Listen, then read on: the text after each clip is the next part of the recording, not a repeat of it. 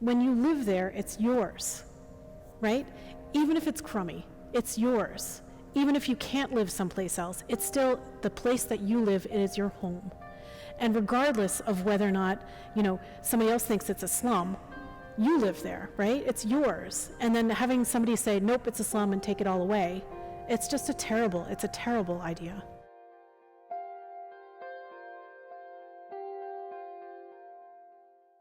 Tonight's speaker is Giordana Mecagni, who is head of special collections and university archivist at Northeastern University.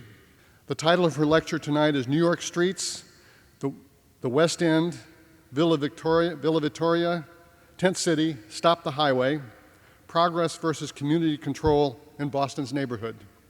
Will you please welcome Giordana Mecagni.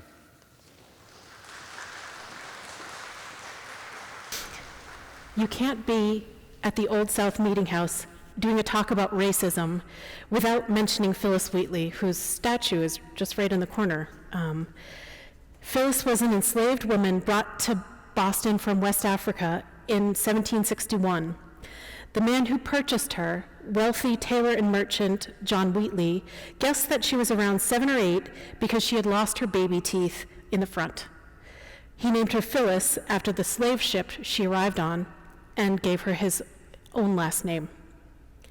My daughter, Lucy, is 7 and currently losing her baby teeth. Although brave, resilient, and smart like Phyllis was, Lucy can't still be on different floor of our house without being afraid. Phyllis's childhood was filled with unimaginable pain and loss. The story of how she got to be America's first African-American published female poet is truly one of unending internal fortitude. On a side note, I think it's high time for Bostonians to start thinking about and acknowledge and uncover the legacy of the enslaved peoples of Boston, in the same way that Monticello is revisiting and retelling the story of Sally Hemings, one of the enslaved women owned by Thomas Jefferson. Otherwise, we're at risk of creating more men in polo shirts with tiki torches who believe in the myth of the happy slave. Our national discourse is focusing on Civil War memorials and in the South, but what about colonial Boston?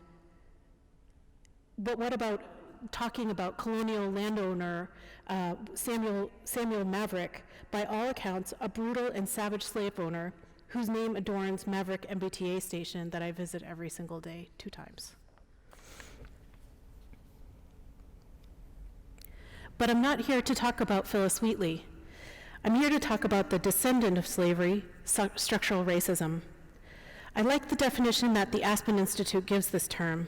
It emphasizes the idea that public policies, institutional practices, cultural representations, and other norms work together to privilege one group, white people, over another, colored people, immigrants, etc., and how it's not static, it changes and adapts over time. It's not personal, it's systemic.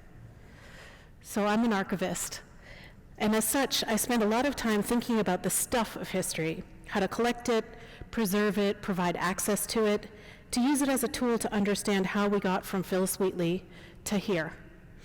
Archives can be used to explain a lot and provide the evidence on which our lives are understood and interpreted, including the evidence of structural racism. Structural racism, the effects of structural racism, is that it perpetuates racial inequality, including but not limited to intergenerational wealth gaps and highly segregated communities and neighborhoods. Structural racism, so there's Maverick Square where Samuel Maverick used to be. Structural racism, expressed geographically, can include restrictive community covenants, this community is only for whites, redlining, which I'll go over a little bit later, which neighborhoods were targeted for urban renewal, divestment by either city services or investment, both public and private, the placement of highways, mass transit, and desirable, such as theaters and libraries and parks, and undesirable, transfer stations, gas tanks, airports, etc. What I'm going to talk about tonight is that I will argue that the structural racism is embedded into the DNA of our city. The public policies, institutional practices, cultural representations, and other norms have influenced where Bostonians live and largely and currently determine access to Boston's amenities. To make this argument, I'll start with setting the stage in 2 slides, a sort of nutshell history lesson. Then I'll go over homeowner loan corporation maps put out by the Federal Housing Administration in the 1930s and demonstrate how these policies affect where people live in the city today. I will then talk about the New York streets, an urban renewal project that decimated an ethnically mixed neighborhood in the South End, and how that led to another neighborhood slum clearing project in the West End. Then I'll talk about how Bostonians are truly resilient. Communities' acts of network building, activism, and resistance to opposed upon development in favor of neighborhood control have also shaped the geography of the city in a significant way. This talk will illustrate the effect of community protest on Boston's geography, as seen through examples collected by Boston Area Archival Institution, including Northeastern University's Archives and Special Collections, where I work.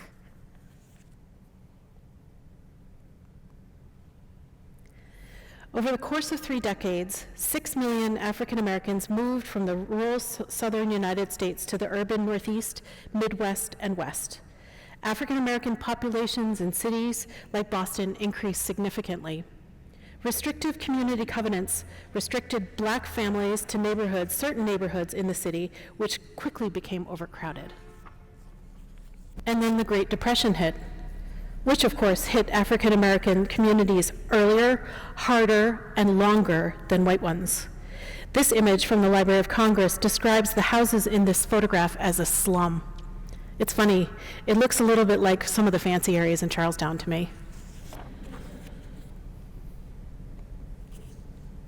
The Federal Housing Administration was founded in 1934 to ensure private mortgages, dropping interest rates and down payments. The FHA proved critical to protecting and expanding home ownership, to standardizing lending practices, and to encouraging residential and commercial real estate investment in a flagging economy. But the benefits it generated were not bestowed equally on all citizens. Here's where I'm going to drop a plug for a project I'm working on with the City of Boston's Office of Resilience and Race Equity. Stephen Gray from Harvard's Graduate School of Design and a crack group of archivists, activists, and historians called Boston's Racial Equity History Project, Policy, Place, and Power in Boston. And if you want to take a peek at it, go to socialjustice.library.northeastern.edu and have a peek. It represents snapshots, so tiny little snapshots of events, policies, and battlegrounds that had an effect on race relations in Boston over time.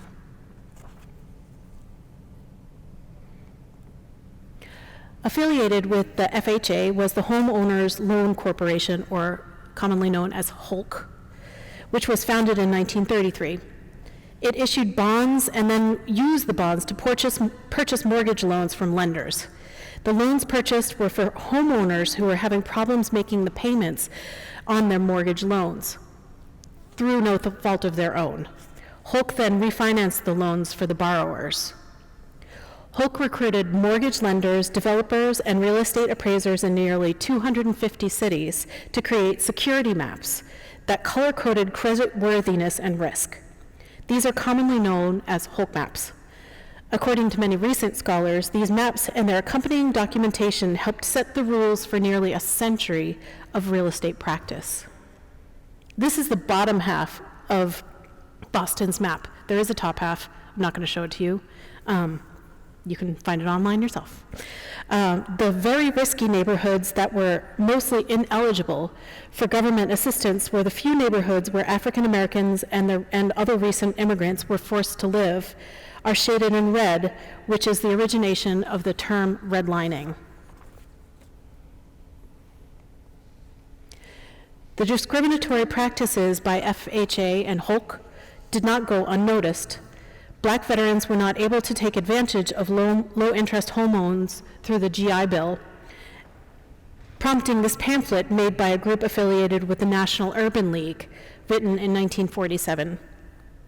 Negro veterans will continue to live in substandard dwellings until they are economically able to participate equally as renters and buyers in the housing market. Restrictive covenants, the legal device to keep Negroes confined to urban ghettos, should be abolished. Discriminatory mortgage rates should be equalized. Greater quantities of low-cost and prefabricated houses must be made available to Negro veterans.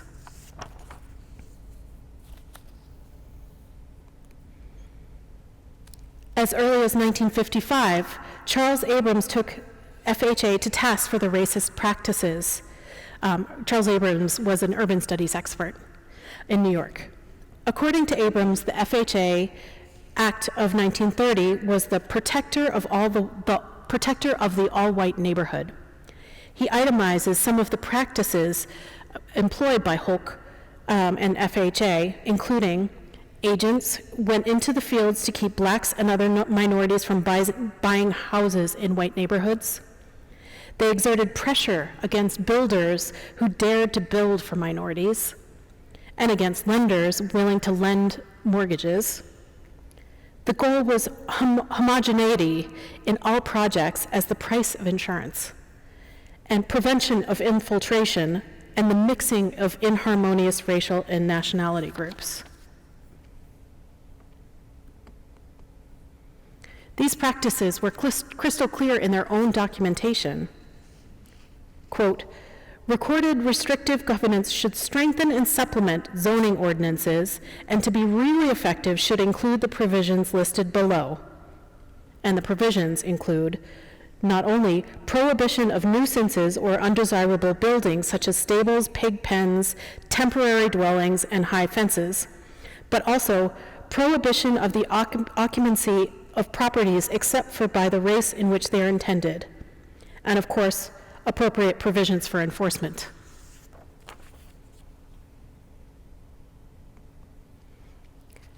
This is a screenshot from the wonderful online project called Mapping Inequality.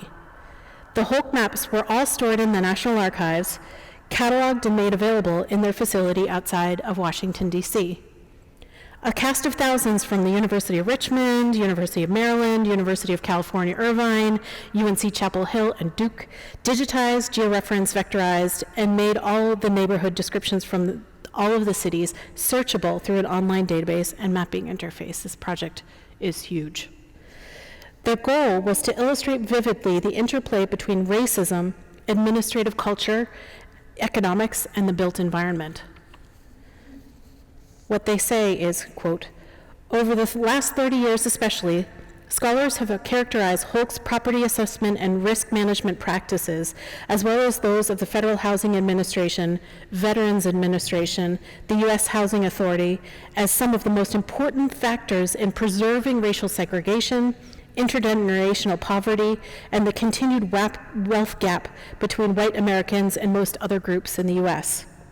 Many of these agencies operated under the influence of powerful real estate lobbies or wrote their policies steeped in what were, at the time, widespread assumptions about the profitability of racial segregation and the residential incompatibility of racial and ethnic groups.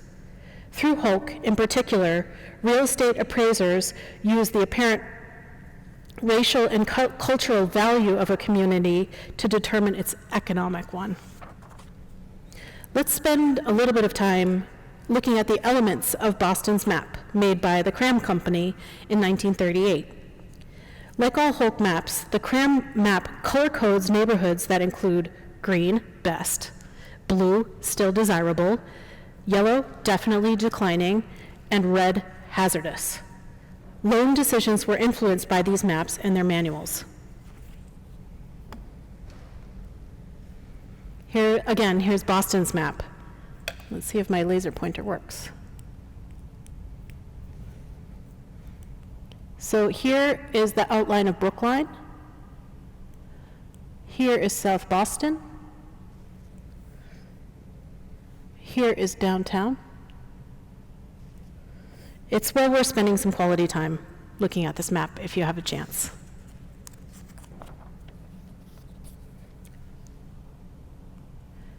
And here's a few landmarks to triangulate by, in case you're not intimately familiar with Boston's geography, I put the Old South Meeting House here. Here's Huntington Avenue. And here's Franklin Park outlined in white.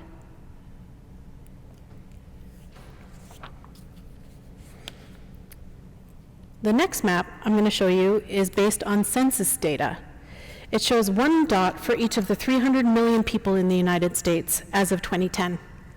It was put together by Justin Cable at the University of Virginia. It shows the entirety of the United States, but let's just have a peek at Boston. In this map, blue represents Caucasian residents, green represents African Americans, reds are Asian Americans, and orange is Hispanics.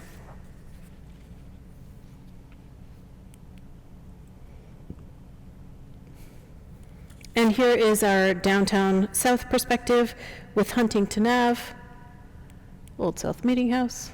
You can't really see it because it's blue. And Franklin Park, showing right over here. Segregation is pretty glaring. Again, the whole map, side by side.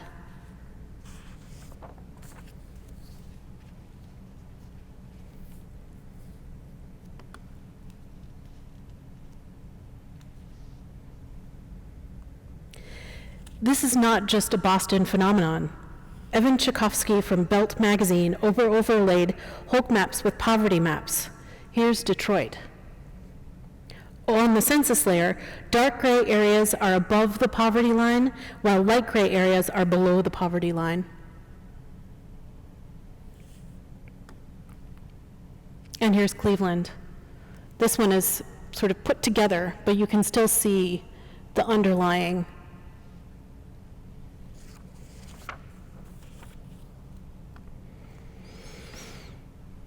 Economists at the Federal Reserve Bank of Chicago, using data from Mapping Inequality Project, show that the consequences lasted for decades.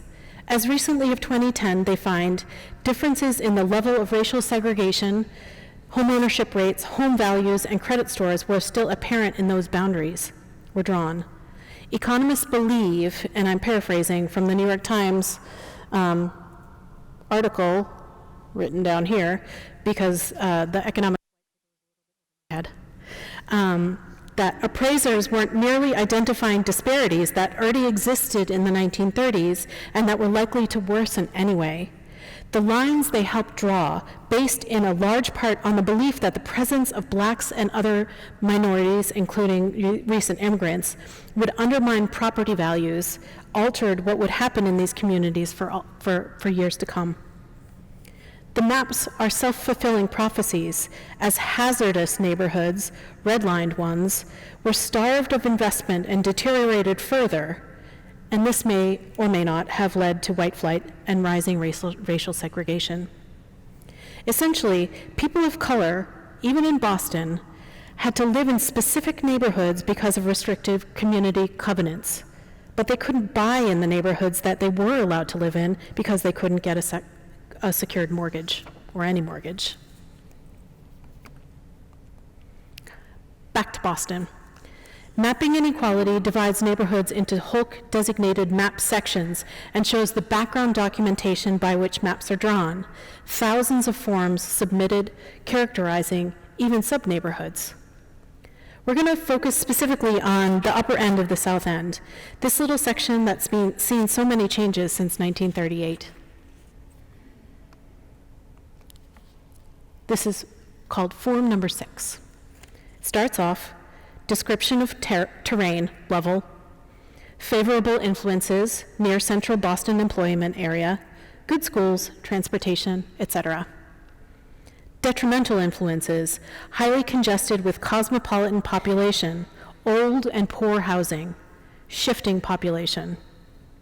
Inhabitants, infiltration of foreign-born families, 50%. Predominating Syrian. Incidentally, the story of the Syrian community that was disappeared by the creation of the Massachusetts Turnpike is an incredibly interesting one. Negroes, 5%. Relief families, welfare, heavy. Occupation, labor, relief. Estimated annual family income, $500 to $2,000. This is 1938. Availability of mortgage funds. For home purchase, very limited. For home building, not applicable. And here's the clarifying remarks that I put in yellow, and I'll read it to you because it's a little dark. Houses used primarily for rooming house purposes. This is the description of that upper part of the South End.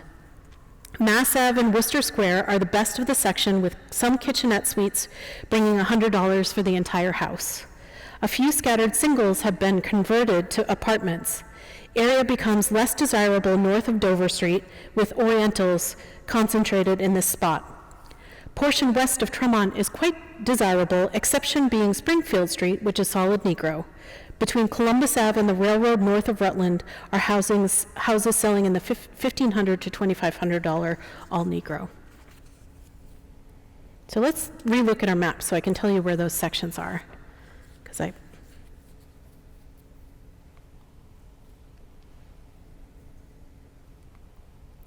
Mass Ave and Worcester Square are the best of the section, with some kitchenette suites bringing $100 for the whole house.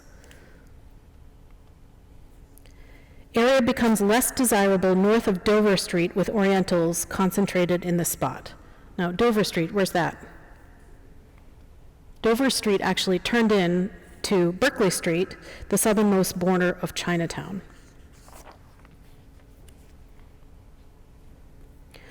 Portion west of Tremont is quite desirable, exception being Springfield Street, which is solid Negro. This is the difference between one street and the next street. Between Columbus and the railroad south of Rutland are houses selling in the $1,500 to $2,500 all Negro. And with this as context, we're going to look at the New York streets, which is located here. It was called New York Streets based on the Boston to Albany rail link, whose terminus was the northern boundary of the neighborhood. The dense streets were named after towns along the Erie Canal: Albany, Seneca, Oneida, Oswego, Genesee, Rochester, and Troy. In a Globe article from 2012 called "Boston's Vanished New York Streets," quote, as early as 1943, noted Bauhaus architect Marshall Breuer had developed a slum clearance plan that envisioned replacing the New York streets with a landscaped superblock that lined with sleek, stylish towers surrounding a central parking lot and community center. That plan never came to fruition, but 12 years later, the area indeed became the site of Boston's first urban renewal project. Boston's core had been in decline for decades, arguably, and town planners decided the best way to create jobs and increase property taxes would be to bring factories downtown.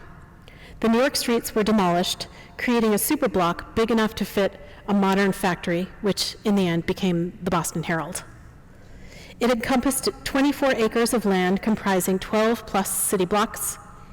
The neighborhood was an integrated, multi-ethnic district of working poor and working class people without somebody at City Hall to speak for them.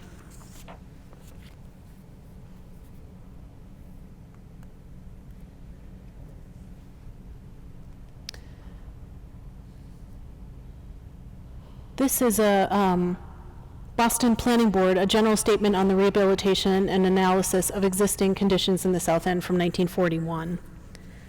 And it characterized the South End in 1930. The overall was 11% black and 33% foreign-born whites. This is for the whole of the South End. You know, it's interesting, they put Canadians in there too.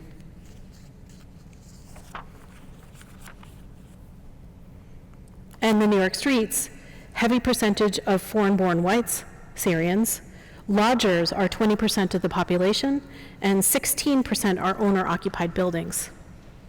Newspapers throughout, and this is the interesting part, newspapers throughout the city have cooperated wholeheartedly in presenting the problem of rehabilitation to the public.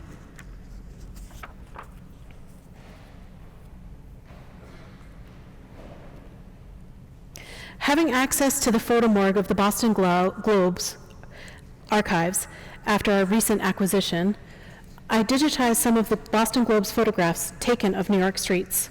I also digitized the backs, and let me read what a few of them say.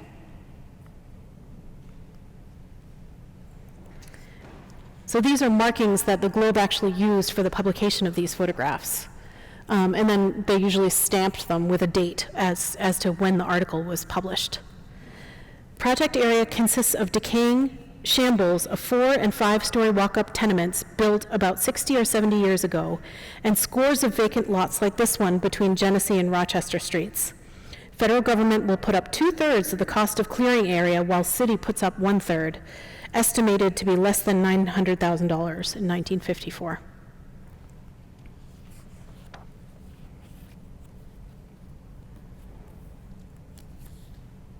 These kids look like they're having a good time. Abandoned and a menace to health and safety are many of the tenements in the area like these shown. Experts have estimated that the cost of city services in this area, health, school, police, fire, and others, are from 3 to 4 times the amount of actual tax collections. In an industrial development, the cost to the city would be reversed, only $1 spent for each $3 to $4 collected. On this basis, there will be a net saving to the city in excess of $350,000. The kids still look like they're having a good time. There's the back. Joseph W. Lund, chairman, Boston Citizens Council, points to a dark alleyway, Madison Place, which is the only access from Washington Street to 28 apartments. This will be raised by city if City Council approves plans for commercial and industrial redevelopment of section of Boston's South End. Families living in project area will be located in decent, safe, and sanitary housing within their means, but it doesn't say where. There's the back. And this is it after it's been demolished.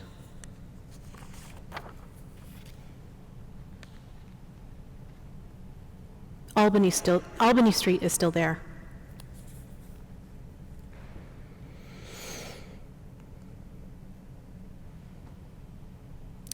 And here is an ad, really, put out by the Boston Housing Authority in 1955.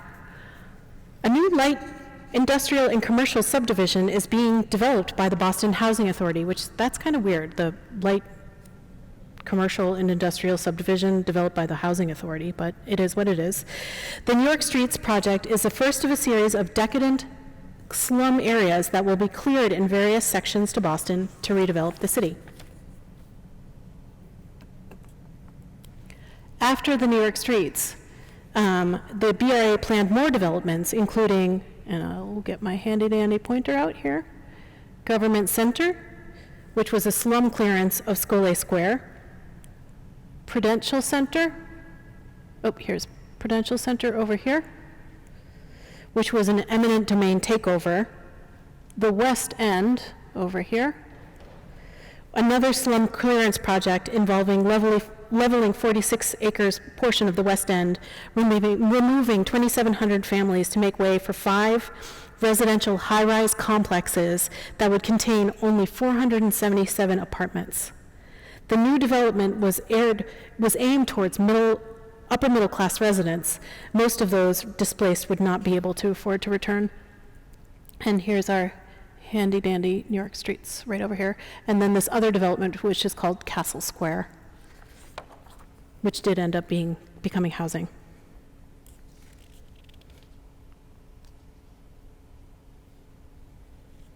But something happened in the mid to late 1960s. Community strength and ownership via the organizing of the civil rights era, the citywide anger over urban renewal and highway projects of the 1950s and 1960s, and that either bifurcated and decimated whole neighborhoods, or a second generation of Bostonians who viewed the city as theirs. People in the city also started to be frustrated by the power that the suburbs held over city residents. Why so many highways? public transit was coming back into favor, both for eco reasons as well as surging gas prices. With that as context, the first project that illustrates people versus progress is Via Victoria, which is located in this section of the South End.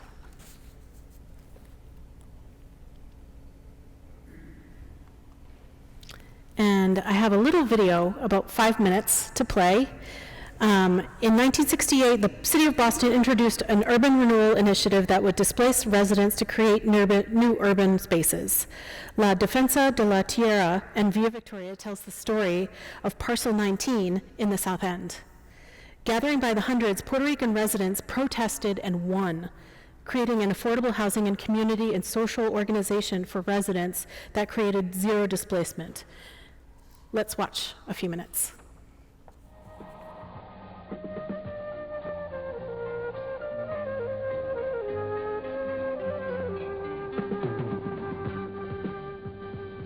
En la época de los 1960s, las ciudades de los Estados Unidos atravesaron intensos programas de renovación urbana, siguiendo el ejemplo de New Haven, Connecticut.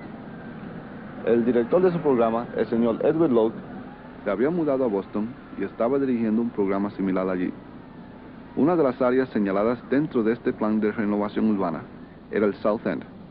En el centro de esta área, rodeada por sectores designados para renovación y rehabilitación, se encontraba la parcela 19.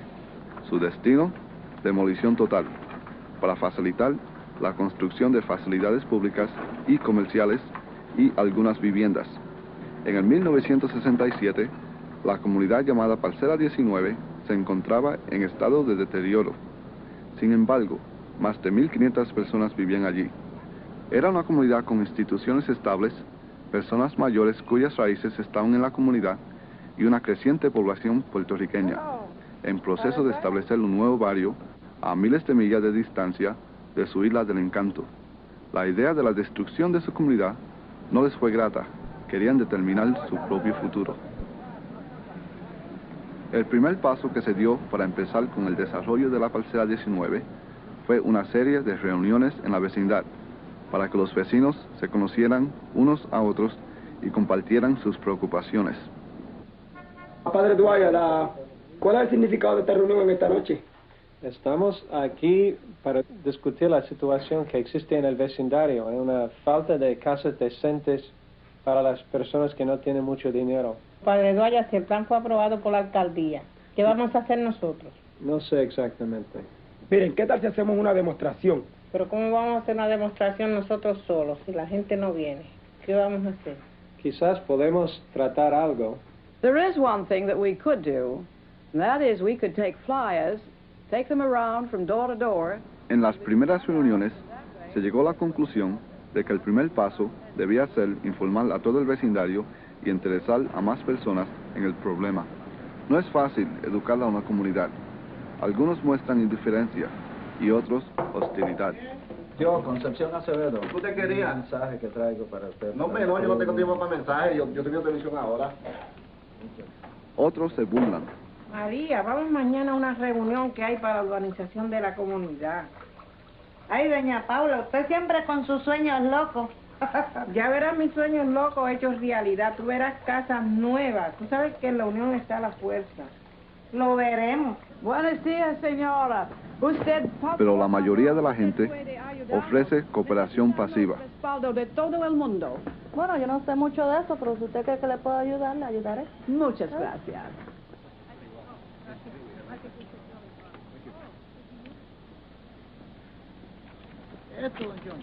Bueno, tú no sabes esto, que nos quieren quitar el barrio y nosotros no estamos de acuerdo. Usted tiene razón. Otros toman parte activa. Vamos, yo le voy a ayudar a repartir estos papeles y me avisa cuando es la próxima reunión. Muchas gracias. Las visitas de casa en casa los llevó a otra etapa. Reuniones comunales en una iglesia local.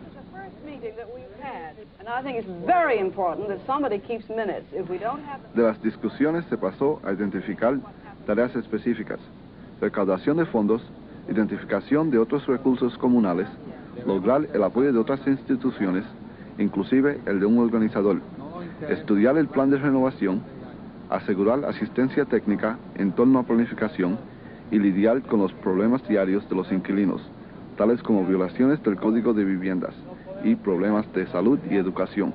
No va a tener confianza en nosotros para el futuro. Miren, necesitamos recaudar fondos para así desarrollar nuestro propio plan. Yo creo que la iglesia nos puede ayudar. ¿Qué tal, Father Dwyer, si llamas a Gil Avery y Chuck Harper? Es verdad. No debemos quejarnos tanto si no tenemos una alternativa que ofrecer. Tenemos que tener interés en lo que queremos ahora y no en lo que no queremos. Y yo he contactado un grupo en Cambridge que se llama OPA. Y yo he invitado para hablar con nosotros esta noche un arquitecto que se llama John Shattuck. John, ¿quiere repartir tus ideas con el grupo aquí esta noche? Our architectural firm is prepared to offer services, technical service, to the community.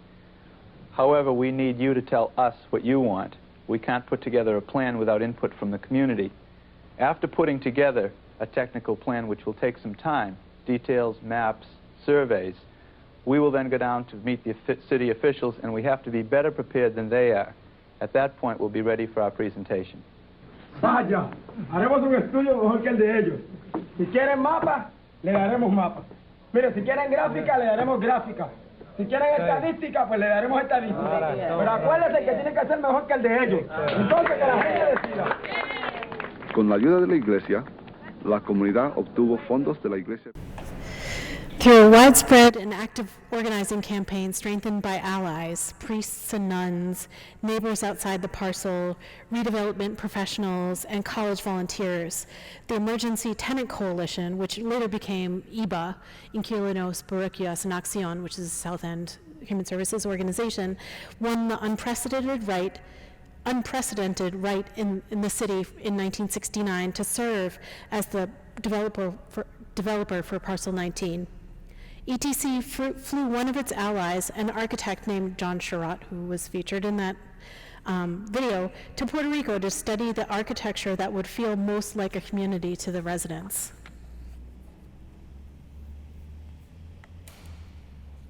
Here's a plan for Villa Victoria, Victory Village, a 435-unit affordable housing community in the city's South End neighborhood. And featured here, I think Helen Morton in the middle was actually in the video. Pedro Montalvo and Israel Feliciano are there too. I love this picture. The result has been a national example of how tenant organizing can fight back against the progress imposed upon the public by city agencies. And the protest was effective for community preservation. If you look at this little section of Latinos, orange, in an otherwise non-Latino blue area.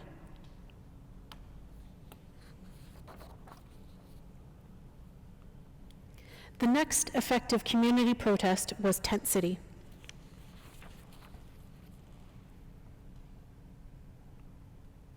Oh, in that red circle. In 1968, housing on the corner of Dartmouth and Columbus Ave in the South End was leveled. Mel King and other community activists held a sit-in at the Boston Redevelopment Authority's office to protest disregard of the displacement of the residents who had lived there. There, they learned that the parcel was to be turned into a parking lot. A group went to the lot to protest, and this is right next to where they put in the PRU, so the parking situation was difficult for them to swallow, leading to 28 activists being arrested. A larger group came to the lot the next day, erecting shanties and tents, putting up hibachis and twinkle lights, and with a sign welcoming all to Tent City. For several days, between 100 and 400 people occupied Tent City.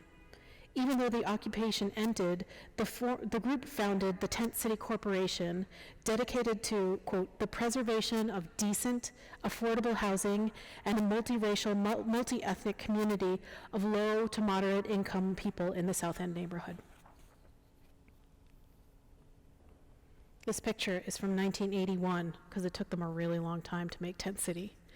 Viviana Munoz works outdoors on a work chart in front of Tent City's quarters on Columbus Ave. So finally, in 1988, a new housing complex was built on the lot and dedicated and named Tent City Housing Complex. The next community initiative I'm going to talk about actually affected the whole of the South End. So that's why I didn't give it a circle, but it did have specific South End impacts. The inner belt, and somebody on the internet made this nice map for us that describes where it is on a modern Google map. The inner belt was a planned 6-lane, limited access highway that would have run through parts of Boston, Brookline, Cambridge, and Somerville. Although its planning originated earlier, this map made in 1962 by the Greater Boston Chamber of Commerce is called Progress in Greater Boston. It includes all of the urban renewal projects, new high-rises, hospitals and universities, as well as the new Southeast Expressway and the Central Artery, which were completed in 1959, which is just a couple of years before this. And at this point, the Mass Pike ends at the Prue. And here is the inner belt, going all the way around here. Now, as you'll remember, this is the Southeast Expressway, and this is the Central Artery that they had to depress during the Big Dig because it was such a terrible road bifurcating an entire neighborhood.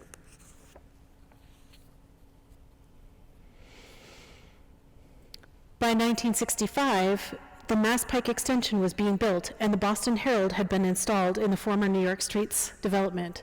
So this is the Herald right here. And just a couple of other milestones, places. This is actually the elevated orange line right here.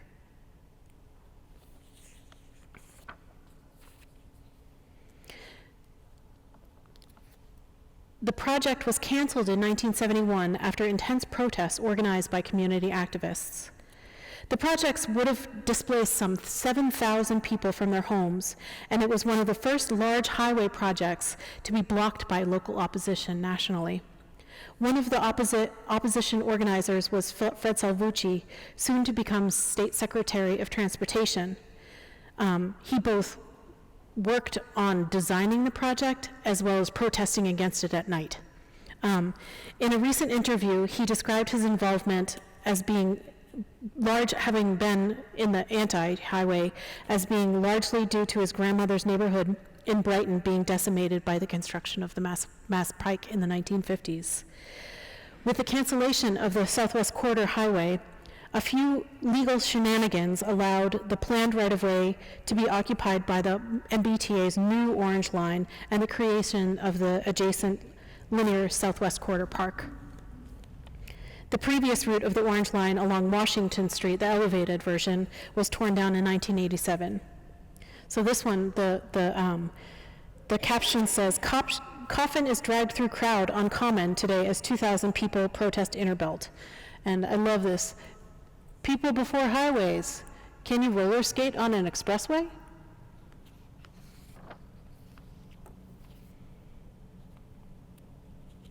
And here's another protest. An inner belt shack is erected at the corner of Ruggles and Columbus Ave in Roxbury.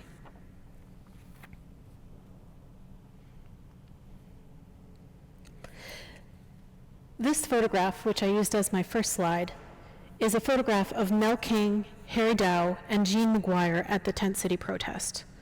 I know Mel King got arrested. I'm not sure if the other two did. Dow, a noted Chinatown activist and first Chinese American to pass the Massachusetts bar exam, speaks into a microphone which presumably is mounted on the top of a truck. Here. I think it's up here someplace. The driver of the truck, Mel King, is a politician and activist who was the first African American to run in a final election bid for the mayor of Boston. Holding the sign is Jean McGuire, former president of Metco, and the first African American woman to be elected on the Boston School Committee. Mel King's historical collection is carefully stored and curated at Roxbury Community College. Harry Dow's collection is at Suffolk University. Jean McGuire's Metco papers are at Northeastern, where I work. Their histories are all available for research. Other collections featured in this presentation are at various archival institutions. Phyllis Wheatley's letters are at the Mass Historical Society. Most of the maps I used are from the Leventhal Map Center at the Boston Public Library. Most of the urban renewal pamphlets can be found online, either via the Hathi Trust, Wikimedia Commons, or the Internet Archive. The photographs are, unless otherwise specified, from the Globe's archives at Northeastern, and Tent City records are at UMass Boston's archives. Let me tell you a secret. Collecting archives is a fairly straightforward process. It requires building a trust network, being persistent, and being able to demonstrate that the collection is going to be in good hands. And a little charm doesn't hurt. The challenge is that one that collection donors and neighborhood leaders desperately want: how to effectively give archives back to the next generation of activists, community organizers, and neighborhood builders, transformed into the tools, strategies, and data necessary to further shift the needle on a discussion of equity. That's why the Mapping Inequality Project is so important. Digitizing the Holk maps and their backing documentation has led to an increase of productive conversations about geographic racism across the country, including the one that we're having tonight. More access, especially digitally, to the stuff of history is key to dispelling racist myths like happy slaves, bootstrap theory, or even equal opportunity, because obviously we've demonstrated that there's a lot of inequality embedded in our history. More access will assist us as Bostonians to acknowledge that our city enslaved people, Native Americans and Africans, treated immigrants poorly, firebombed black families during school desegregation, and that there's evidence to prove that redlining lasted into the 1990s.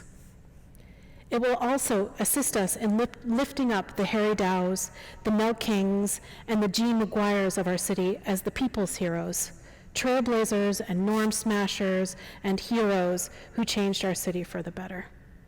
Thank you.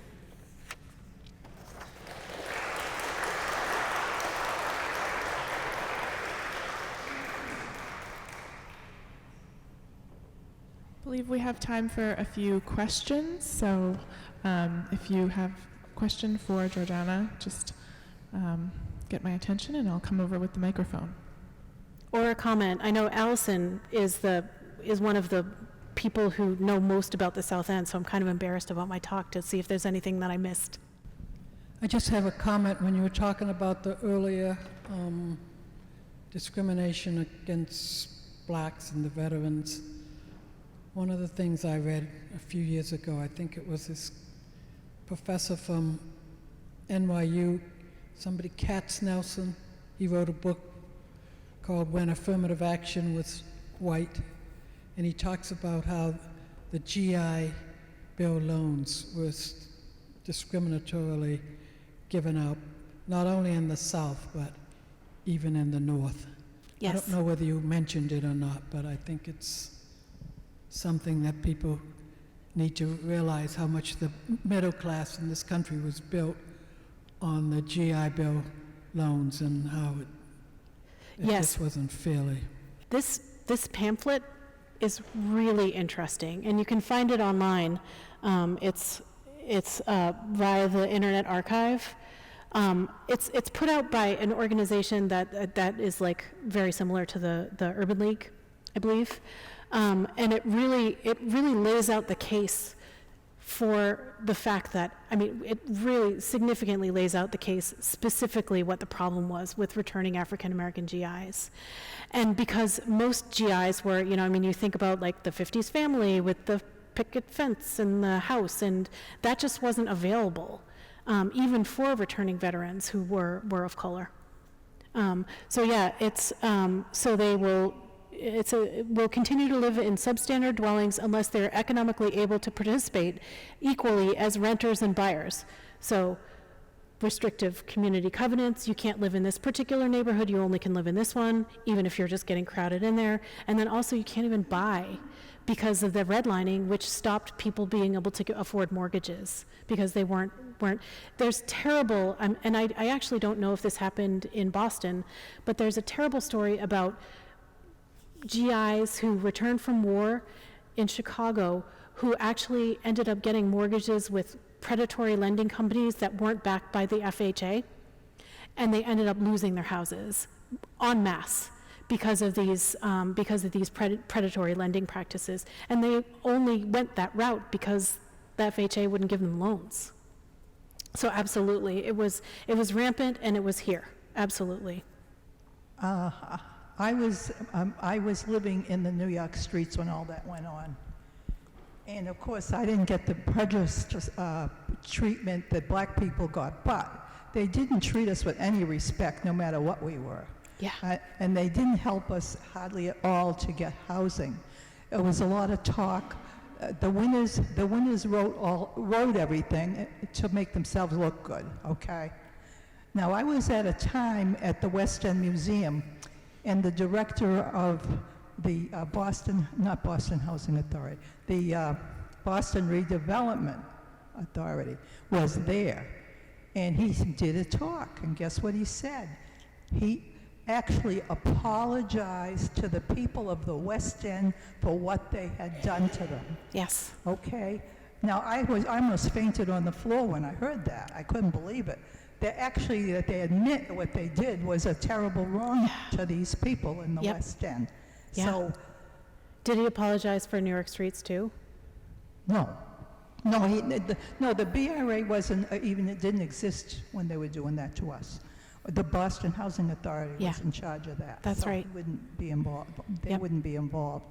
But in any case, I just want to let people know that's how bad they were, and I think they're getting a conscience or something to admit to those people after all these many years that they did those people wrong, and they apologize for it.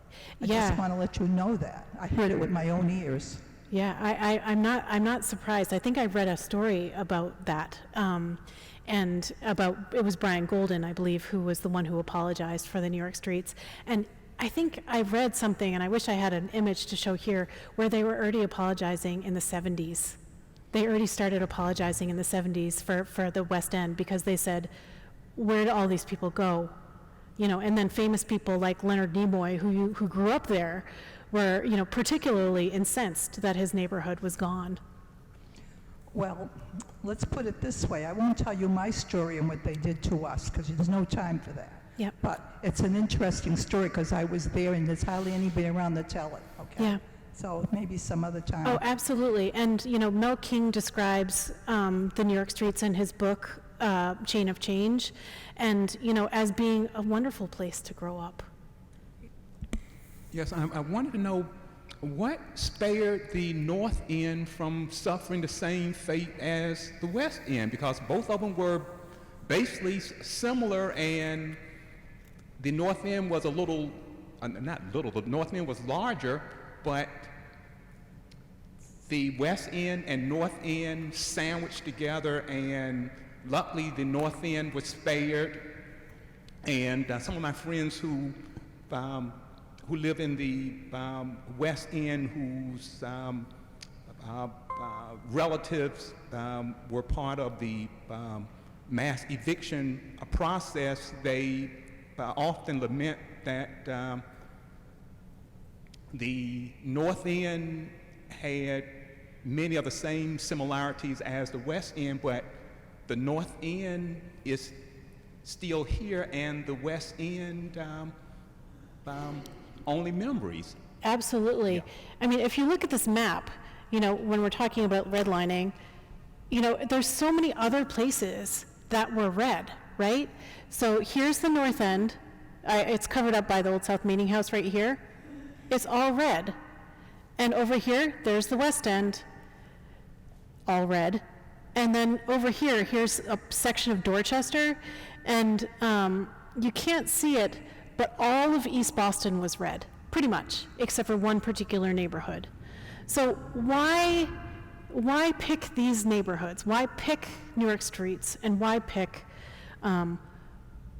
also, look at, here's Southie, this section of Southie. And then you look at the racial map.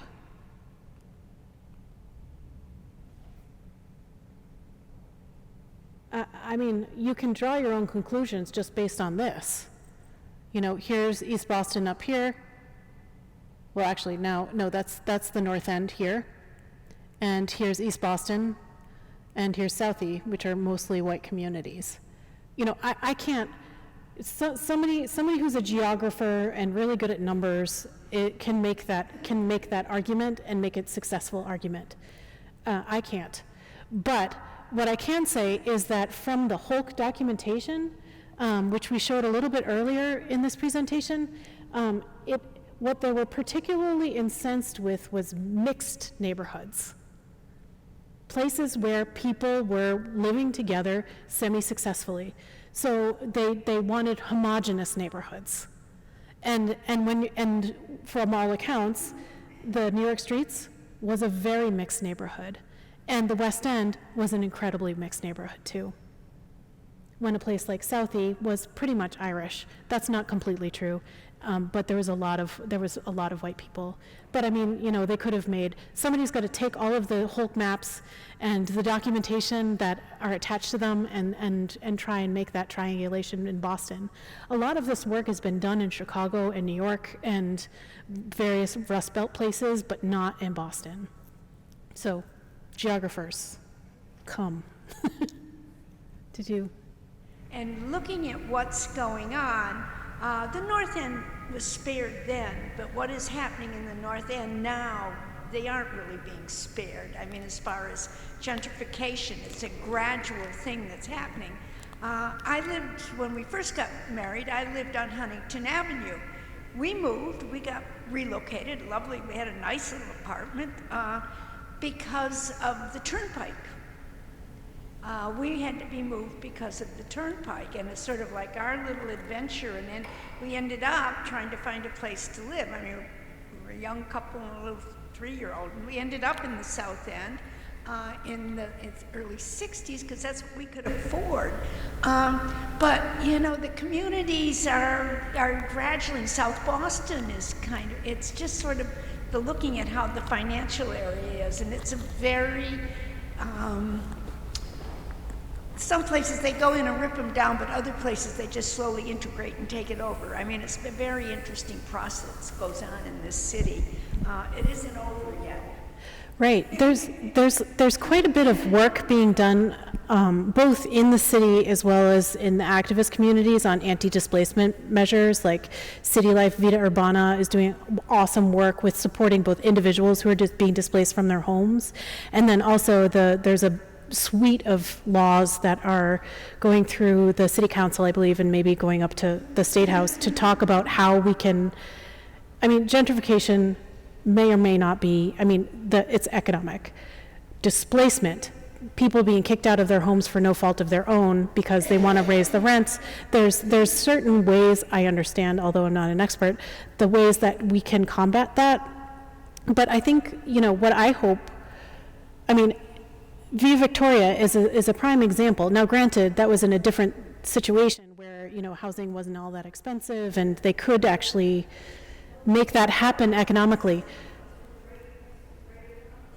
But you know, the Chinese Progressive Association is trying to work out some deals in Chinatown where they can keep hanging on to bits of Chinatown that they would like to keep, and it's hard economically. But I hope that they can take heart from some of these past successful community interventions in there as well as in other parts of the city. Hi, I'm a librarian at the Congregational Library up the street, and we have a lot of material in our collection that tells a similar sort of story about Boston that's very fascinating, but also talks a lot about Boston's problematic past. And I was wondering if you had any suggestions about how we can make sure those materials get the attention that they deserve. Great. A side note, and I'll try to talk really quick.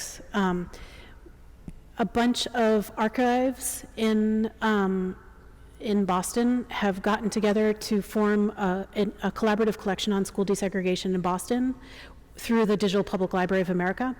So basically, we've scanned a whole bunch of stuff, 4,000 items, and are making it available online for anybody to look at. So that's a way of getting material into the hands of kids. It's a matter of getting them into the hands of people who are doing research, just to be able to put it out there and complicate the conversation is the goal. So I'm happy to talk with you afterwards about, strategies. Thanks. I think it was interesting when you pointed out how undiverse the North End and South Boston was, because clearly it's been that way. I was born in Boston, and the North End in particular, I don't know whether that's changed much at all in terms of the diversity. South Boston has somewhat, I guess, because of the projects, and Castle Island is certainly much more diverse. But I just thought that was interesting, that point that you made. Thank you. Thanks. Yeah, it's really interesting to look at neighborhood lines and the way that they were defended, especially during school desegregation era.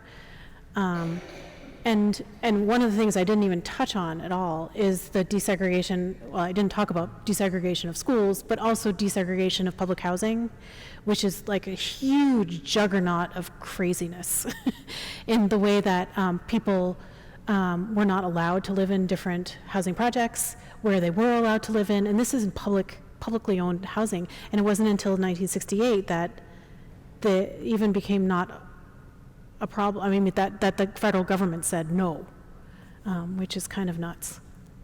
So thank you for the comment. Hi, folks. We do need to wind this up just for now because Old South does need to close up. I want to thank Giordana for a very interesting presentation. Thank you. And if some of you would like to come up and talk to the speaker informally while we close up, that would be fine.